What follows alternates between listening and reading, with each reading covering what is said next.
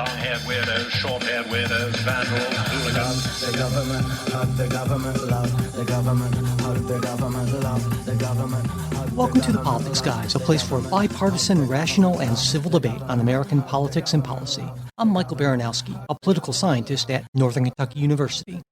My guest today is Bruce Ackerman, Sterling Professor of Law and Political Science at Yale. He is, I believe, the world's most preeminent scholar in the area of comparative constitutional law, with his ideas having been the basis for constitutional reforms in multiple countries. Dr. Ackerman is also the author of 19 books, the most recent of which is Revolutionary Constitutions, Charismatic Leadership and the Rule of Law, which we'll be talking about today. Bruce Ackerman, welcome to the show. Well, my pleasure. How are you, Michael? I'm doing well. And like I said, I'm so glad to have you on the show. This is fascinating stuff. And the book is a big book, and I mean that in the best way, full of all kinds of ideas. And in it, just to give some background, you examine populist leaders, revolutionary movements, really from around the world, looking for insights about populism, charismatic leadership, and constitutional democracy. And I thought the best place to start might be with your three ideal types or three paths to regime change that you talk about in the book. And these are the path of revolutionary outsiders, pragmatic insiders, and finally, elite construction. And so I thought maybe you could give us a summary of each of these paths. Sure. This first volume there's going to be another volume. This first volume is on revolutionary constitutions, and one of its great targets is the Cold War remnant, which says during the 20th century, the real revolutionaries were Mao and Lenin. They wanted to transform the whole world immediately into a utopia, and they inevitably went in the direction of totalitarianism. Right. And what I want to say is that this is simply a Cold War mythology, that over the course of the 20th century, there were other revolutions, very serious ones, by revolutionary outsiders who spent decades and decades struggling and mobilizing to overthrow an illegitimate regime. And instead of becoming totalitarians, which is, of course, a great danger of this revolutionary ideal type. Right. They actually, when they finally got to power, constitutionalized the principles of their revolution. So time one in the revolutionary model is mobilization and struggle. And time two is the race against time. Were they going to move in the direction of totalitarianism or constitutionalism? And we'll let the other parts of the story keep in the air while we move to the other two ideal types. Okay. The second, as you say, is pragmatic insiders. The best example is the Brits. From 1832 on, every generation, just as in the post-French Revolutionary period throughout Europe and the United States, every generation there is an effort by revolutionary outsiders to denounce the insiders as corrupt. Right. However, in this second model, what the pragmatic insiders do is they manage to split the revolutionary movement in two.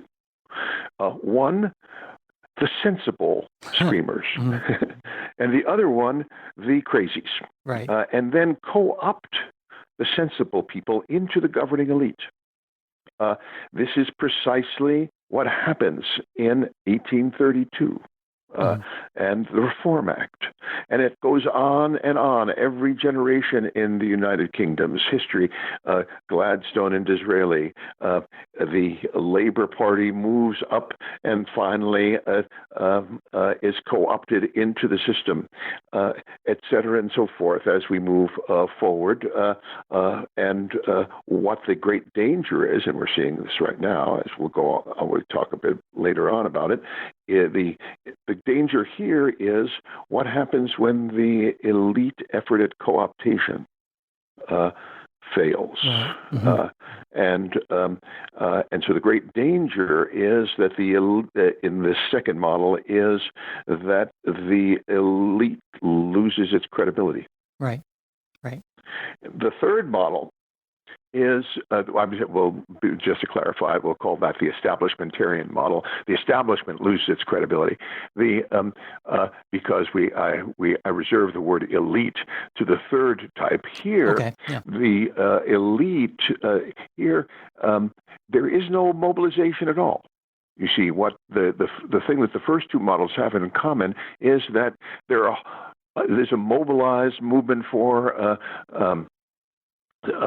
democracy, equality, socialism, what have you, which either liberalism succeeds or fails. In the first path, it succeeds. In the second path, it's co-opted by the establishment. Right. The third one is that there isn't a mass movement for anything. The regime collapses.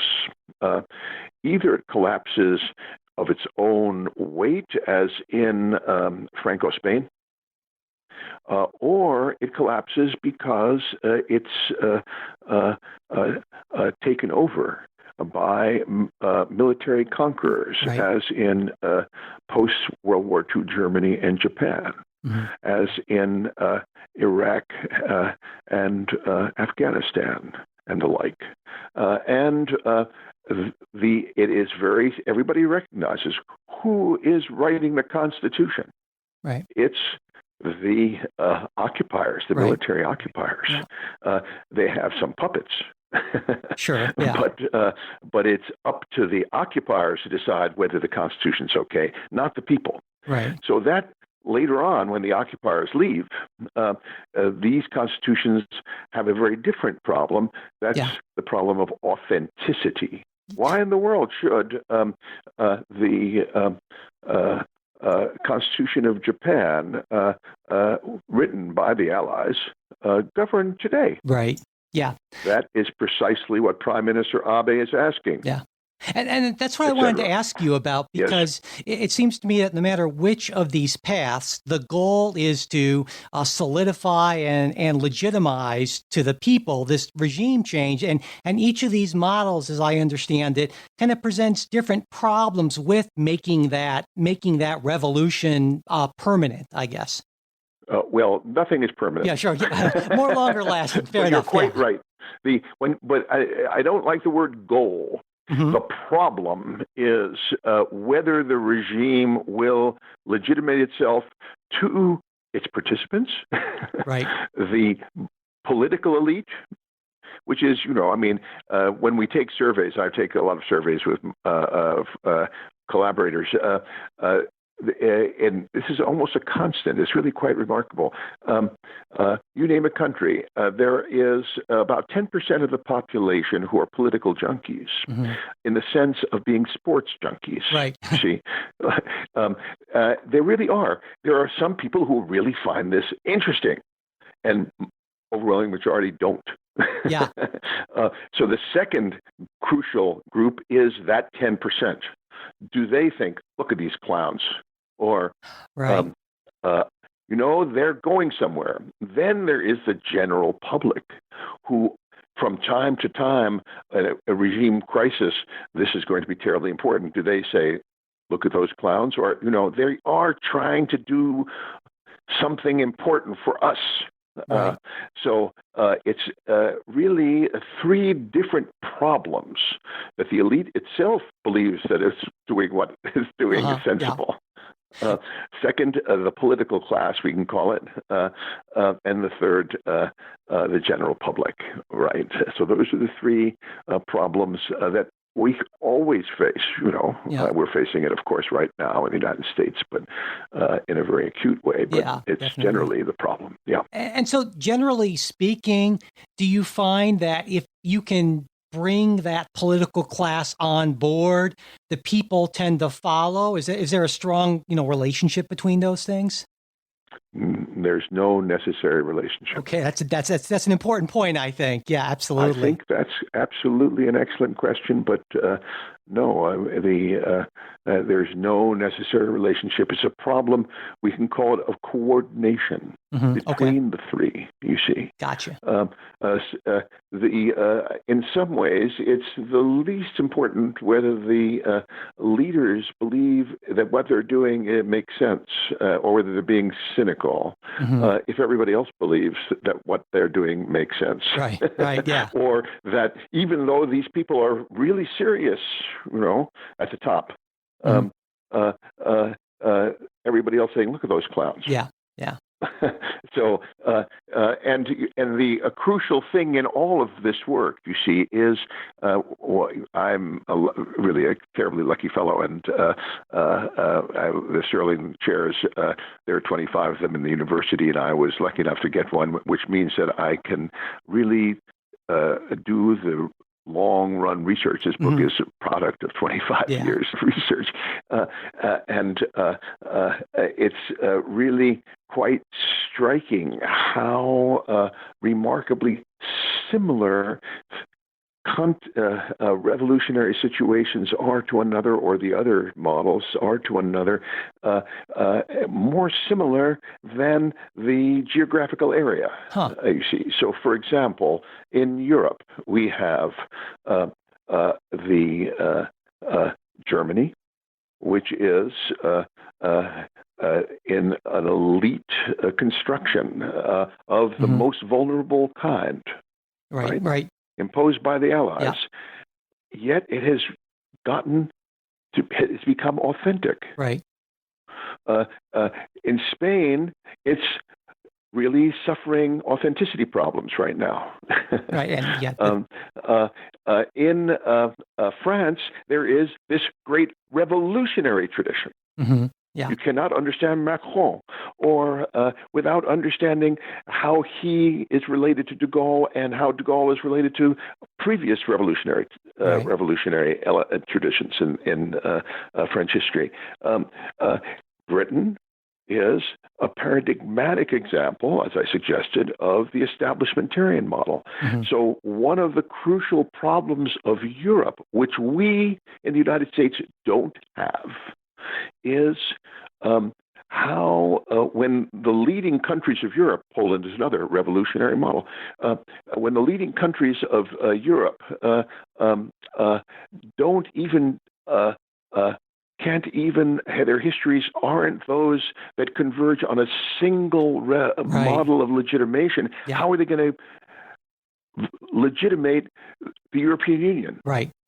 You see, while we have tons of problems in the United States, but we don't have that one. We have a revolutionary tradition. And we'll get to that later on. But because I do think that however 2020 and 2024 work out, we have a good deal to learn from more recent exercises in revolutionary constitutionalism. We were the first successful colonial revolution in the world's history, the modern world's history.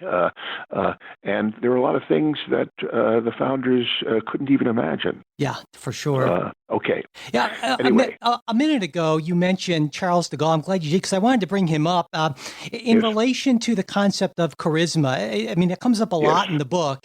And I think when people hear that word, they think of someone like a de Gaulle or even like a Donald Trump.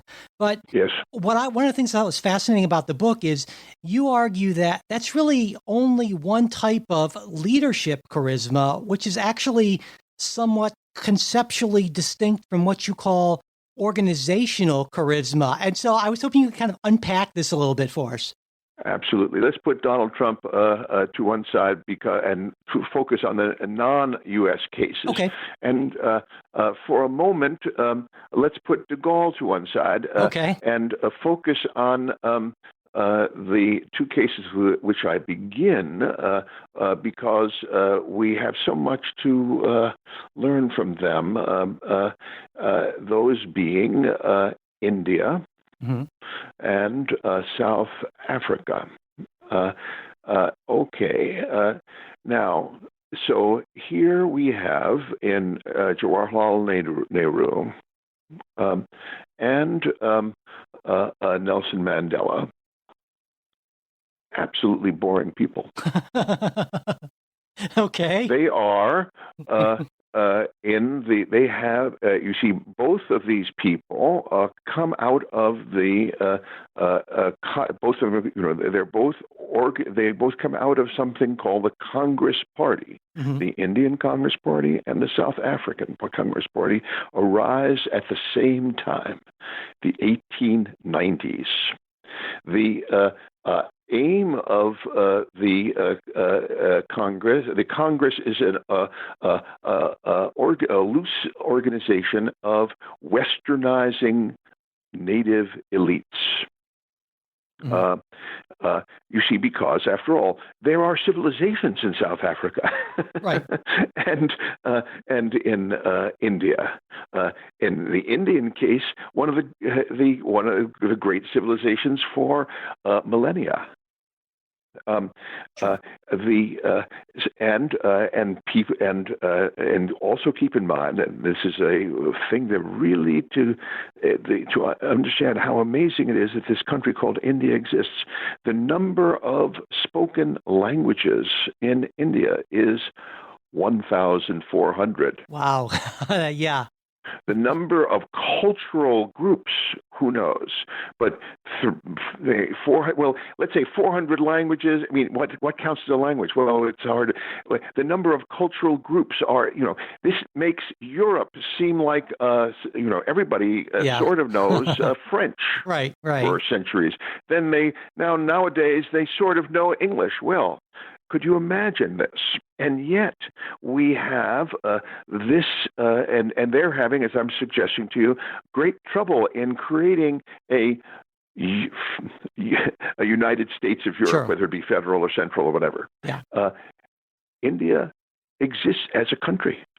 Indians think of themselves as citizens of India. Right. Now, that's really remarkable achievement of the Enlightenment. And how did that happen? Through mobilized sacrifice. The reason why Gandhi and Nehru gain authority, and especially Nehru, is that he engages in decades of sacrifice. The number of times there in the 1920s up to 1935, Nehru and Gandhi are going to jail all the time. Right. That's what marks them out. Gotcha. Okay. So I call this kind of a symbolic centrality by virtue of the fact of sacrifice during the revolutionary period. Right. You see,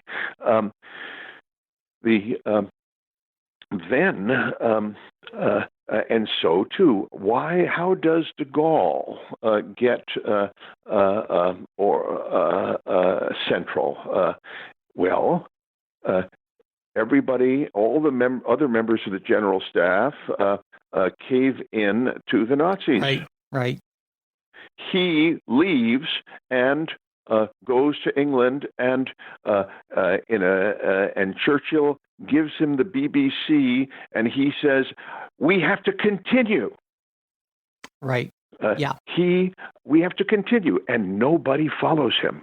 Yeah. The number of Frenchmen who come to Great Britain in the first few months is like 1,000.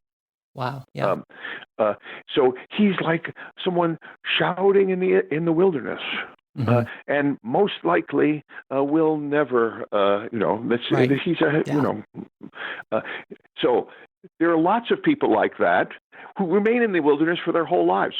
Yeah, right. Yeah. For everyone who but that's the point. How could it be that they don't stay in the wilderness? Well, they organize something. It's a central concept of the book. Movement party, Right. where hundreds of thousands, millions of people from around the country are following Gandhi and Nehru, and when they're leading the campaigns for greater representation of India, they don't necessarily declare independence, greater representation within the Commonwealth, ultimately independence, but they're moving in the direction of self-government by the people. There are millions who are following them. Right.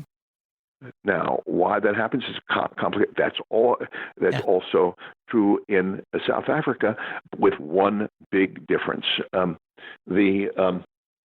it's a lovely case from the comparative point of view, you see, because the thing that permits Nehru and the Congress Party and to win and in 1949 is the same thing that ultimately permits the Mandela in the 1980s and 90s to win. It's the decline and fall of the British Empire. Okay. Britain comes out of the Second World War dramatically weak, and what Clement Attlee does is say, we're going to give up India. We're going to give up South. We're not going to control these countries anymore. Yeah. We're going to do the National Health Service. Right. This is a crucial thing. If Winston Churchill had won, he would have been fighting in India for the next 10 years. Yeah, Churchill, certainly, yeah. But he didn't win. So that meant that the Brits collapse in India, and who is there to occupy the vacuum? Right. Nehru and the Congress Party, and it's already well organized. When Britain basically retreats from South Africa, it is the Boers, the white people of South Africa, who are organized, and they take control. Yeah. You see, and the Mandela and others are mobilizing against them, and they are crushed. Right. Most of them are socialists and communists. Mandela is a member of the Central Committee of the Communist Party, not often commented upon, but true. Yeah. He officially resigns from the Communist Party in 1991.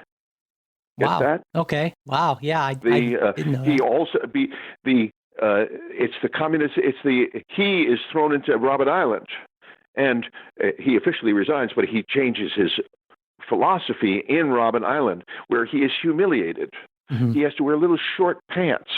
Could you imagine that? Jeez. This fellow is a legally trained person, and a gentleman and all this, and he loses, he's ripped away from his family and, for 25 years.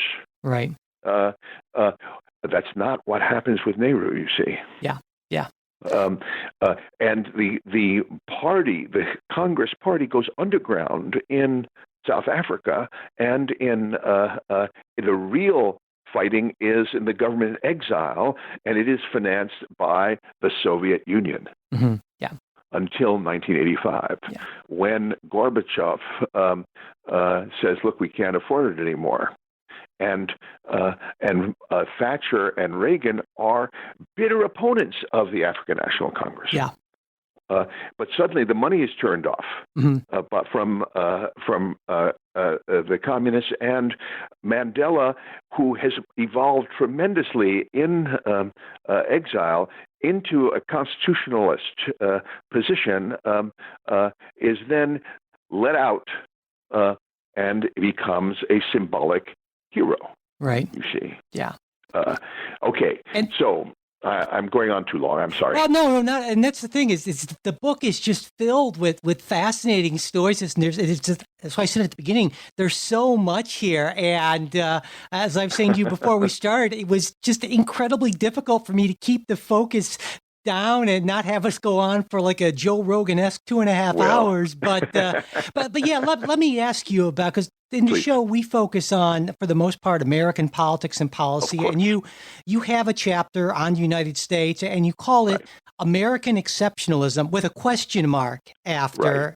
And how it opens is you talk about this dispute between various Supreme Court justices. There are some who've argued in the past that, well, we really shouldn't look at other courts' rulings when interpreting the U.S. Constitution. You mentioned Scalia and Thomas sort of leading that pack. Of course. And then on the other hand, right, there are the internationalists on the court who say, no, actually, there's a lot we can potentially learn. And Breyer and Kennedy, you mentioned in this context. And so what I think a lot of folks, maybe in the American context, would say, well, what could we possibly learn? They're very different constitutions. And what could Breyer and Kennedy even mean by that? So maybe you could sketch that out a little bit for us.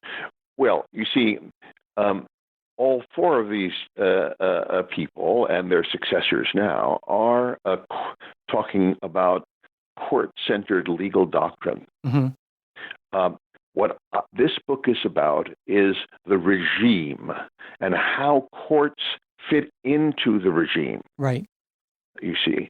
So the most fundamental things we can learn is, what is the relationship between Trump and past leaders in America, and how does that compare with a Mandela or a Nehru, et cetera, and so forth.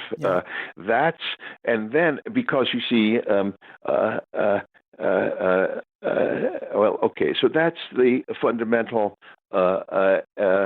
process here. Right. And then how does Supreme Court doctrine and appointment practices fit in to this evolving American revolutionary tradition? The very idea of a revolutionary tradition is weird. I think just in the answer, a revolutionary tradition. To make an oxymoron. But that's because you're transfixed by Chairman Mao. Right. You see, the only real revolution is total. Right. No. Right. Revolutions on a human scale, as I call them, are revolutions which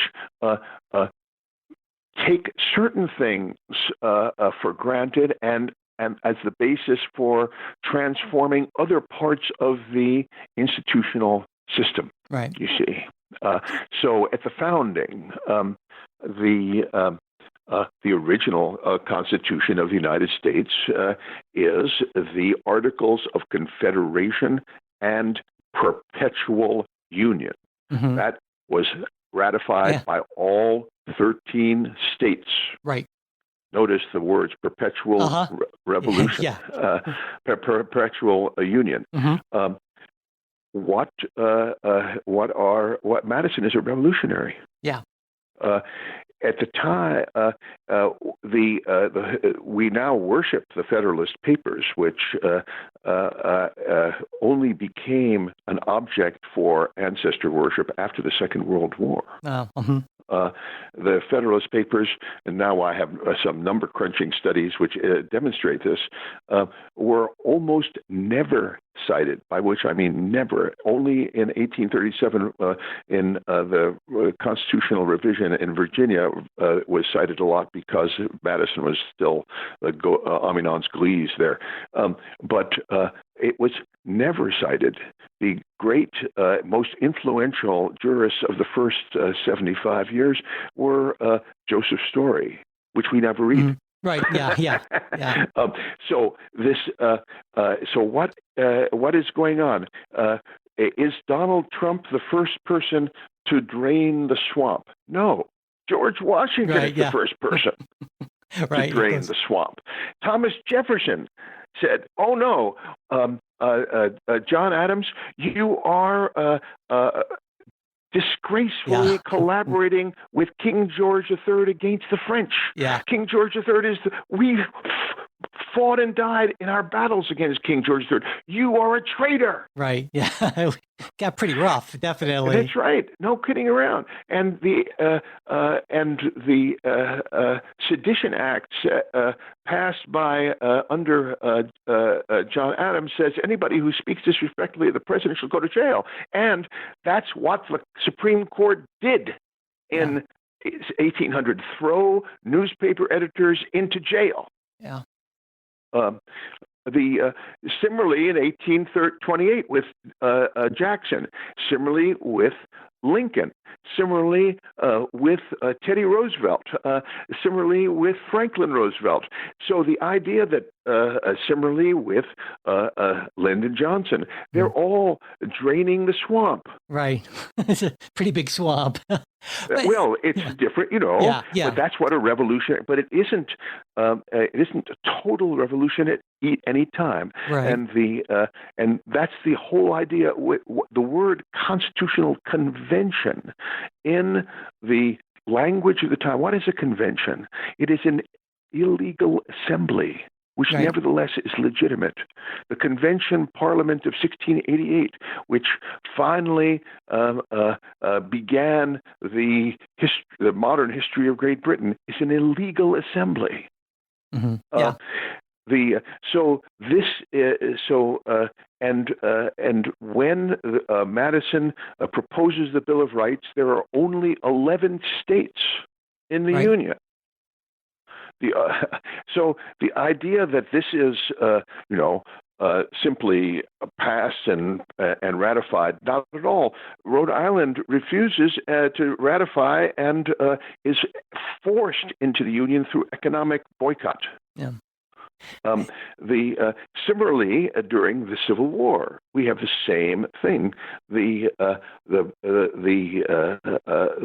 13th and 14th Amendments, and I for those who are interested, a good deal of my life dedicated to these 3 volumes called "We the People," Mm-hmm. which tells a story, I hope, in a way that ordinary people, not merely a small group of legal eagles, can appreciate. In any event, people do read the book. Yeah.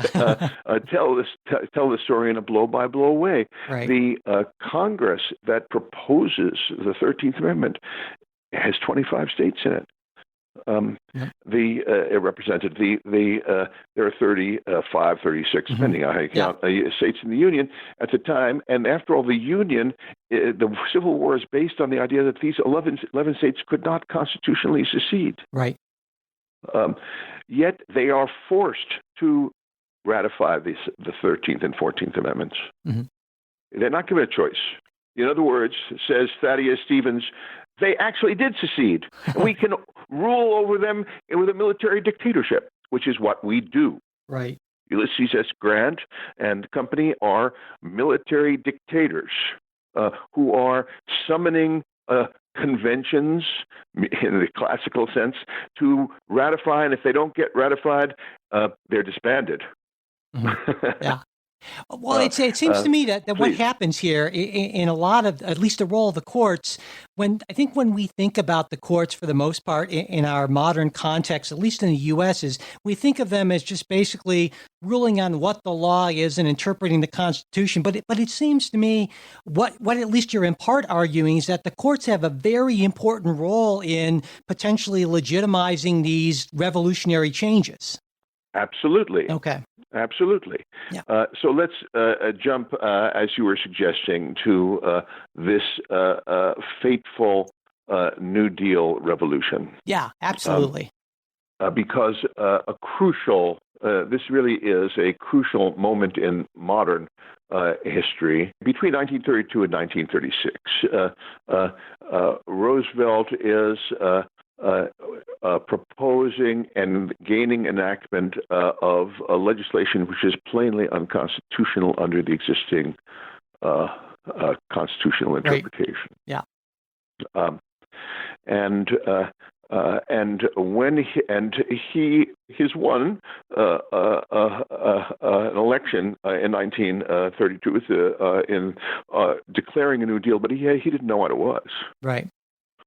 There were a whole host of very different elements of the first New Deal,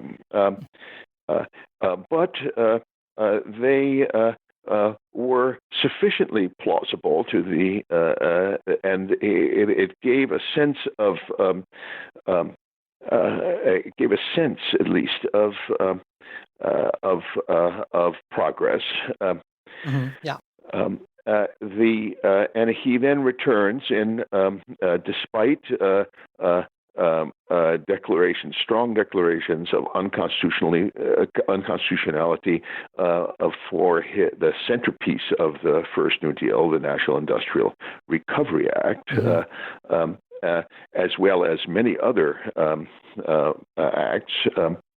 He gives this very, very famous speech in the day in Madison Square Garden just before the 1936 elections, which describes this in a way that one should consider. This is, after all, for the first time, we're now in the era of radio, and people are listening to this speech and also his famous fireside chats with tens of millions of people are listening to him. And as he turns and just before the election for the support of the American people, he says something. He says this: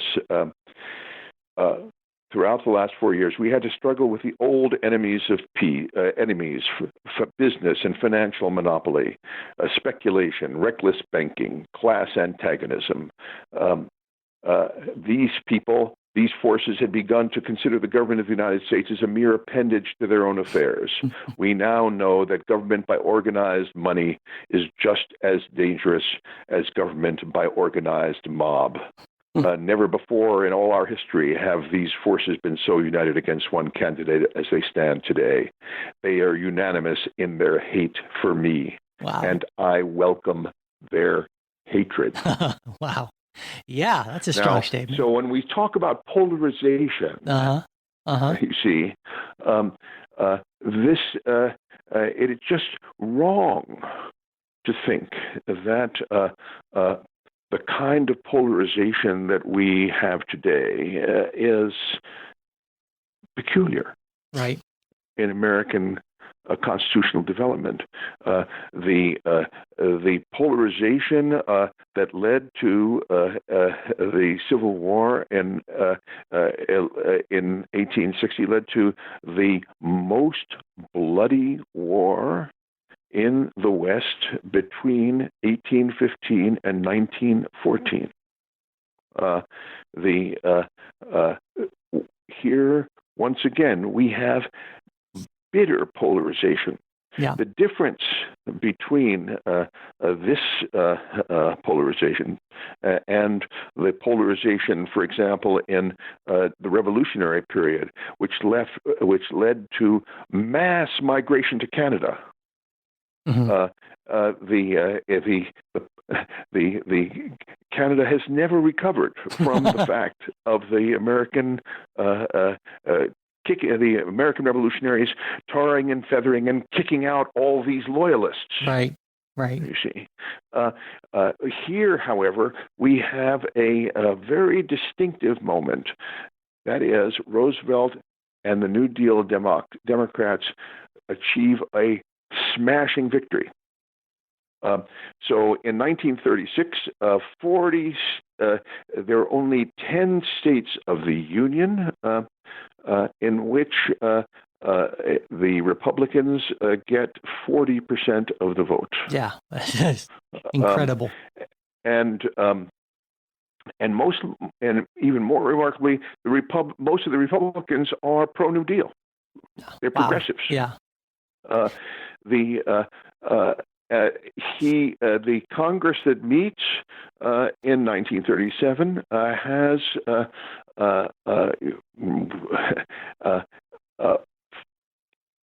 40. Well, let's say how the House in both houses we have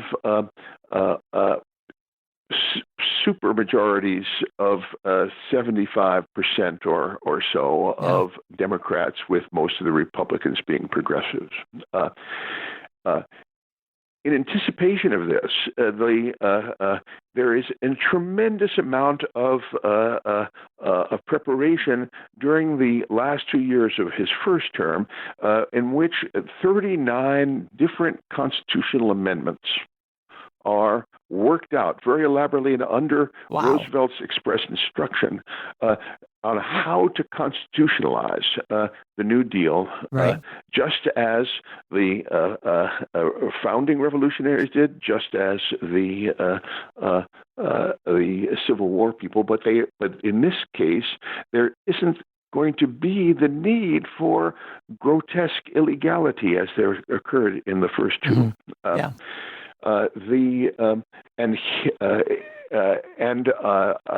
Here there was a fateful decision made. On January 6th, in the New York Times, there was express statement by both the Speaker of the House and the Majority Leader of the Senate that they're going to have to seriously consider formal constitutional amendments, and that was going to be at the top of the agenda. Roosevelt did not reject this until later on in February. During this period, moreover, the Supreme Court was pending before the Supreme Court was the Social Security Act and the National Labor Relations Act, most notably, and many other bills that were plainly unconstitutional under the existing law. Right. Okay. So this was the crucial question. Was Roosevelt going to use his supermajorities to propose and gain the ratification of the New Deal amendments, which, like the amendments from these much more divided and polarized times, were enacted during the founding period, and and that was the crucial question. And you were telling me before that you had, and then he says no. Right. That's to me, it seems like there's an opportunity, at least the sense I get from reading the book is you feel like in a way it was an opportunity wasted, that he took another path to trying to make his revolution more durable, and it wasn't nearly as potentially successful as actually getting amendments in the Constitution would have been. Is that right? Well, he had there are two ways of entrenching your revolution. Apparently, one is through constitutional amendments, and the other one is through things like the Social Security Act. Right. But before we talk about these two comparative modes of action, the question is, why didn't he choose to constitutionalize? And this is a genuine question because he had a precedent in 1933. As one of their first acts, the New Deal Congress and the president proposed the repeal of prohibition. And what they did, and this succeeded in 11 months. Yeah. Wow. 11 months. Yeah. How did it succeed? They invoked one of the alternative ways of getting ratification. Rather than sending it to state legislatures, there was a special state constitutional convention. Notice the word. Right.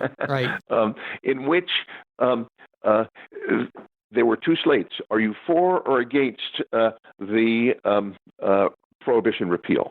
Mm-hmm. Right.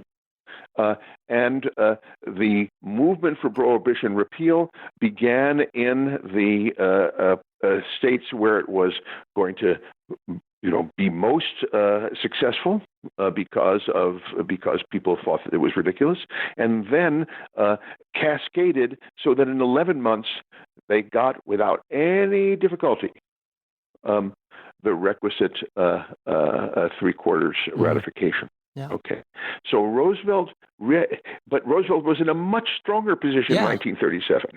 Right. So why didn't he do it? The answer is that he was going to do it. Okay. So long as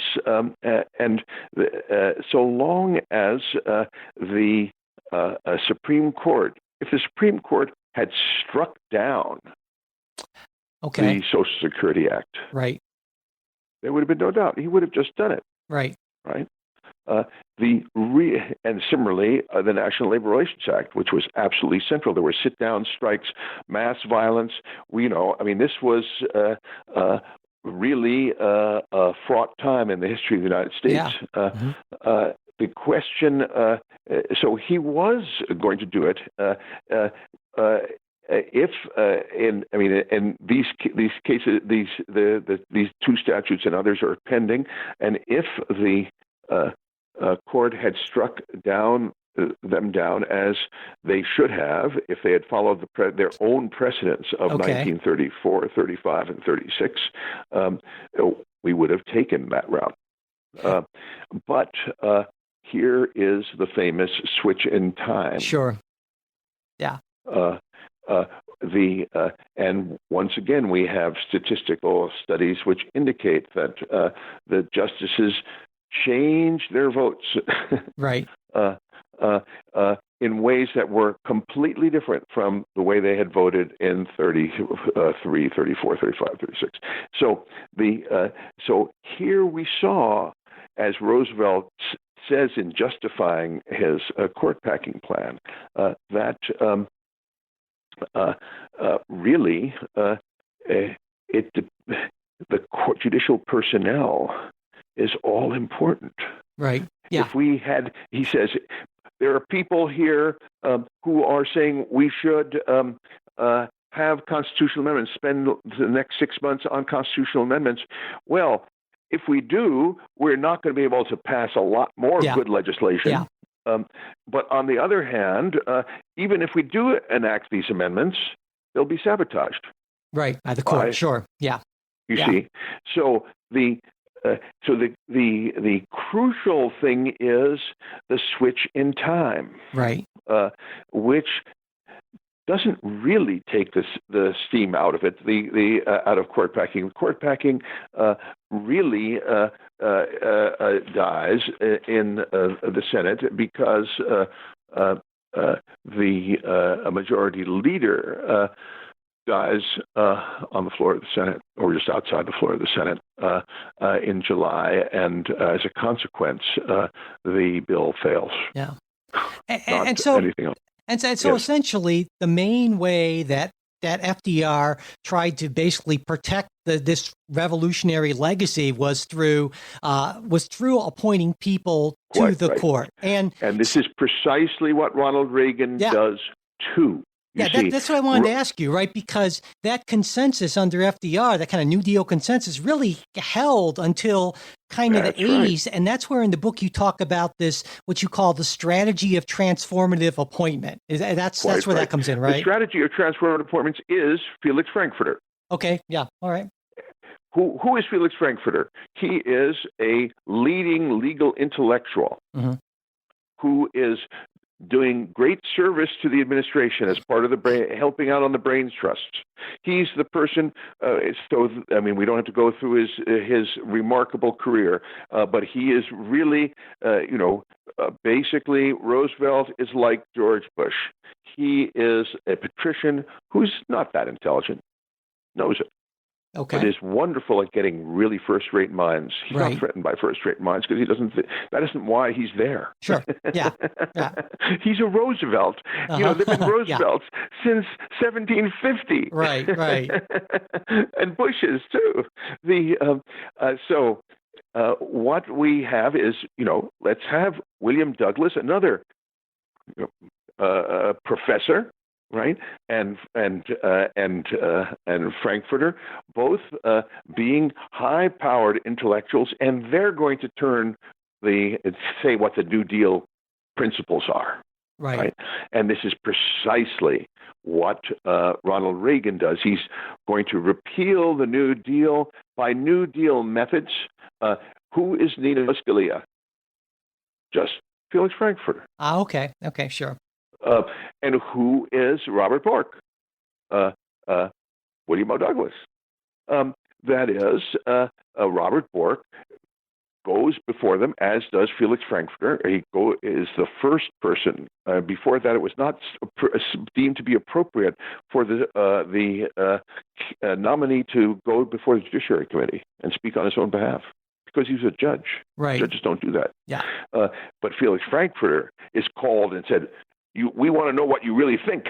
And he says what he really thinks. And his opponent said, we thought you are a lefty commie. Right. No. Right. Well, this is precisely Nino Scalia, and this is also precisely Bob Bork, who taught me, I should tell you. Bob Bork was, a very impressive intellectual. And explained why it was that the right to privacy was nowhere in the Constitution and therefore is illegitimate. Just as Felix Frankfurter, to similar consequences, or is condemning these, private property protective decisions as illegitimate. Yeah. The only difference is that when Felix Frankfurter is there, the president and the Democrats have a very strong majority in the Senate, and most of the Republicans are they've learned the lesson of 1936 when Alf Landon, it was supposed to be a Landon slide, gets crushed. They're moving to accept the New Deal, but trying to limit it. Right. This is not the case when Bork is nominated. They've lost control of the Senate. Yeah. And then when Bork says what he, clearly believes and has, jurisprudential, this is where he has really powerful jurisprudential that alienates the centrists. Yeah. You're never no going one's going to make that mistake again. I mean, that's right. That's why everybody learned the lesson. Right. You see, and this generates the stealth strategy. Yeah. Now that is a profound move. So that means, let's take Merrick Garland. Mm-hmm. Merrick Garland. If Merrick Garland had been given a hearing, right? Does anyone think that they would have learned anything about him? Yeah, no, of course not. Yeah. You see, well, so this is very significant. If Roosevelt, in retrospect, not in prospect, Roosevelt succeeded in his own terms. The Roosevelt foundations, enhanced by the civil rights foundations. I haven't really talked about that, but that's, of course, a crucial thing. Sure. What I call the New Deal civil rights constitutional regime sustained itself from 1940s to the 1990s. Yeah, it's not bad. Before, that's pretty good. Yeah. Compared to other regimes. Right. And so rather than thinking Roosevelt didn't work, it worked. And indeed, even to this day, it worked in the sense that although as a result of the court packing that we've seen, the Supreme Court is now really potentially, at least, on a rampage. But no one, the Republicans can't repudiate Social Security. Right. Yeah, that's sure. Third rail still. So there are these two different forms of entrenchment. Similarly, it is not as easy as the Republicans thought to repudiate Obamacare. Right. Obamacare is like Social Security. Right. You see, which is not to say that they won't, but it's harder for them to do that than to reinterpret an amendment. Right. Yeah, definitely. Yeah, absolutely. What is distinctive about Trump then, you see? On the one hand, Trump is draining the swamp. On the other hand, Trump is using mass media. Sure. So did Woodrow Wilson, who organized the first, and Teddy Roosevelt organized the first press conferences. Woodrow Wilson's the first person since 1800 to actually go and deliver the State of the Union address on the floor of Congress. It was not considered to be appropriate. Yeah. It was so. With Wilson on, the president becomes a media figure. And then, of course, Roosevelt becomes a media figure. And, of course, Lyndon Johnson's great speeches and Martin Luther King's great speeches, that's how we got the Civil Rights Revolution. Yeah. So to be a media figure, Ronald Reagan is a media figure. So the fact that Trump is a media figure is not distinctive. Right. Yeah. What is distinctive is that Trump is really anti-constitutionalist. Yeah. It's almost he's a constitutionalist. It's that he doesn't even really, it's not even a factor in the consideration. But that's the feature. Right. That's the feature. Not that he is a revolutionary. Gotcha. Okay. But that he is anti-constitutional. And this is, therefore, a crisis of profound character. We've had anti-constitutional revolutions. That's what I said. That the great danger is to the revolutionary human scale is anti-constitutional revolutions. Right. And that's and when we look, you see, and we ask ourselves,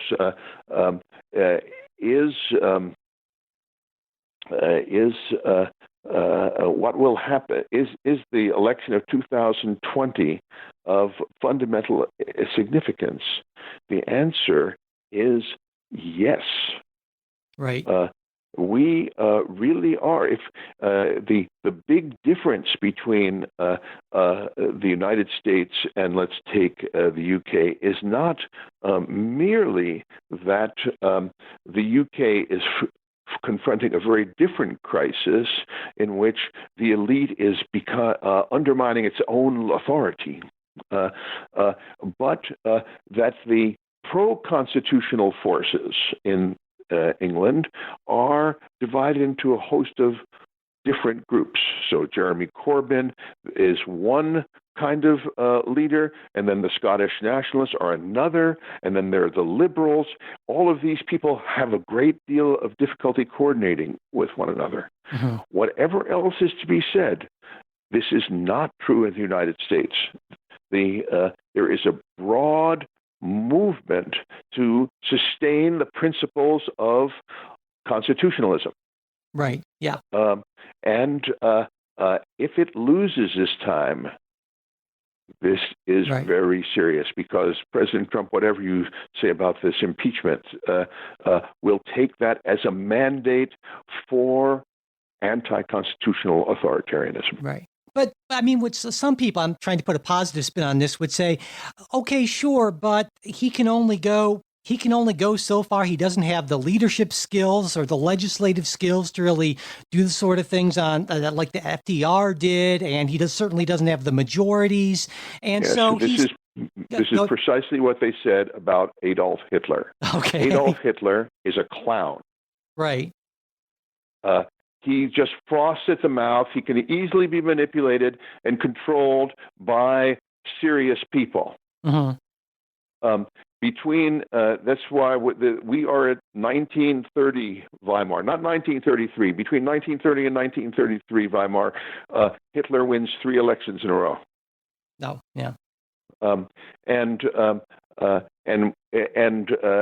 He's a clown. Right.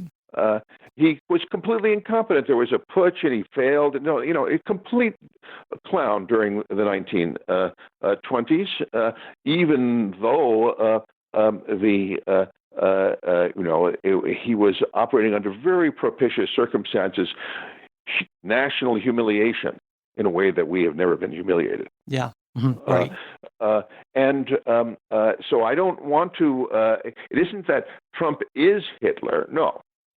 This is the whole point of my book, to make these comparisons and understand that the preeminent form of threat in a revolutionary tradition is precisely authoritarianism. Authoritarianism comes in a number of different varieties. One, a movement party which wants to transform everything.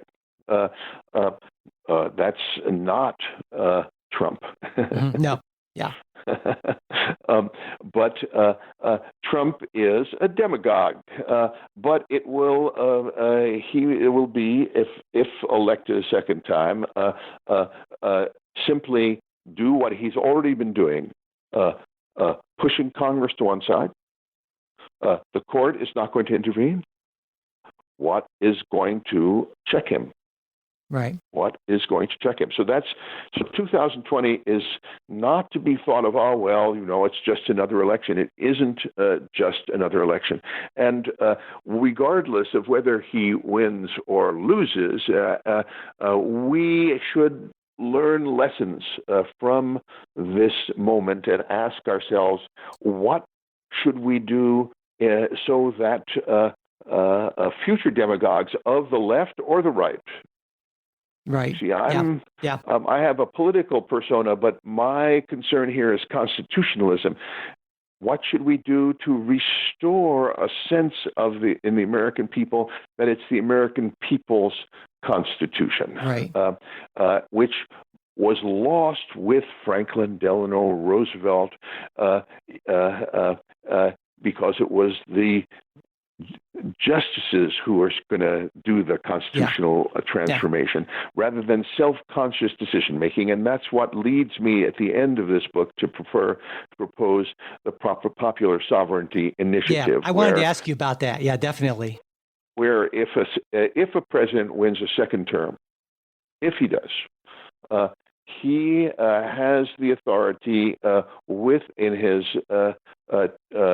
to propose with the support of a majority of Congress, not supermajority, propose a constitutional amendment. Mm-hmm. Or a popular sovereignty initiative, which shall have the force of a constitutional amendment, and he just can propose it. Right. And 4 years later, and then if it's approved by a majority, 4 years later, of course you can change the details here. Sure.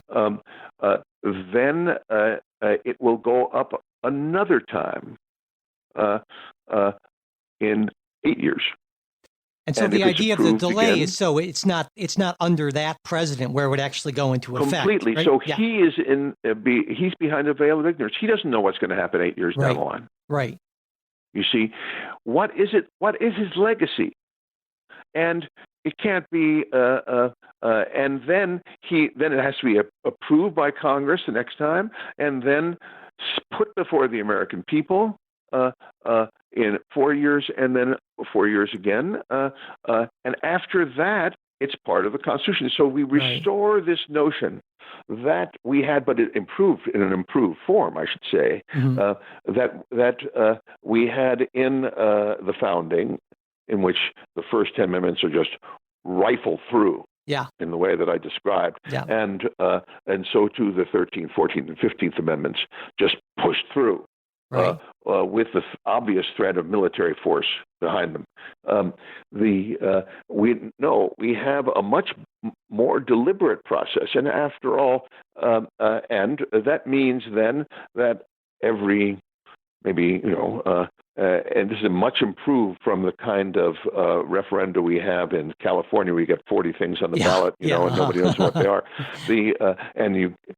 So there is a tradition of this, but really we have to reflect upon the progressive tradition that comes out of the early 20th century and use it to restore the idea that first the folks in Washington, D.C. have to vote for it, but then the American people, in a considered fashion, distinct from ordinary politics, have to vote a couple of times after they discuss it, you see.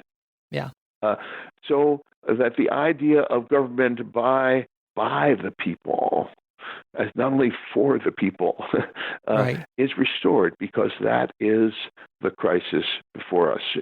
It's all too possible, I won't say likely, but possible, that we will come out of, let's imagine the scenario that Trump loses and the new president fails to accomplish much, and then another Republican wins and he fails to accomplish much, but there's going to be a lot of screaming and yelling that we're going to do something. This will and the Supreme Court does nothing to prevent and check this kind of presidential unilateralism, and the Congress does nothing. The American people will become increasingly convinced these clowns in Washington are just clowns. Right. Yeah. Yeah, well, I certainly hope that's not the scenario that plays out, and I'm sure you do. You do too. Course. Yeah, and this book is an effort to encourage my readers and to think of practical ways, like you may not like my popular sovereignty initiative, but institutional supplementary designs. A constitution is institutions, not people. Yeah. And how can institutions remain credible? Yeah. That's the problem that we face.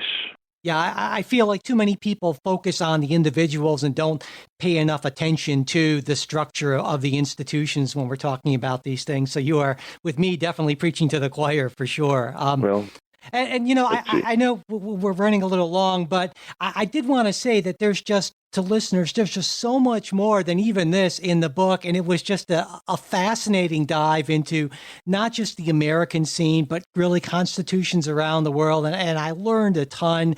And so, Bruce Ackerman, it was just a pleasure to have you on to talk about this today. Well, thank you very much. That's it for this episode. Thanks for listening. We hope you liked what you heard. Listener support is what keeps the show going, and we truly appreciate it. When you become a monthly sustaining supporter of the show on Patreon, you don't just get our gratitude, you get a supporters exclusive bonus episode each and every week.